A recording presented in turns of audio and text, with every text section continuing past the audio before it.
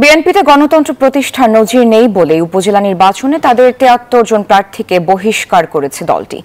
অবিভক্ত বাংলার মুখ্যমন্ত্রী শেরেবাংলা একে ফজলুল হকের ৬২তম মৃত্যুবার্ষিকীতে ঢাকা বিশ্ববিদ্যালয় তার সমাধিতে আওয়ামী লীগের শ্রদ্ধা নিবেদন শেষে একথা বলেন আওয়ামী লীগ সাধারণ সম্পাদক ওবায়দুল কাদের। তিনি বলেন, আওয়ামী লীগ নয়, বিদেশিদের দাসত্ব করছে বিএনপি। তারা জনগণের সমর্থনকে মূল্য না দিয়ে বিদেশিদের মন জয় করে ক্ষমতায় যেতে চায়। বিএনপি গণতন্ত্রকে হত্যা করেছে, প্রহসনে পরিণত করেছে।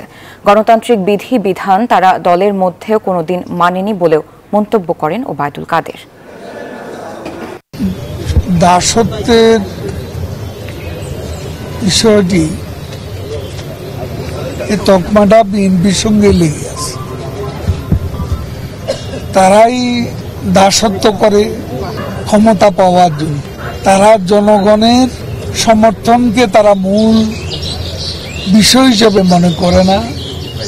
তারা মনে করে যে বিদেশি প্রভুরা তাদের দাসত্ব করলে ক্ষমতা রক্ষা করা যায়, ক্ষমতায় যাওয়া যায়। ডমেক্স টয়লেট রাখে ফ্রেশ ১০০ ফ্ল্যাশ পর্যন্ত, তাই ব্যবহার করুন ডমেক্স ফ্রেশ গার্ড।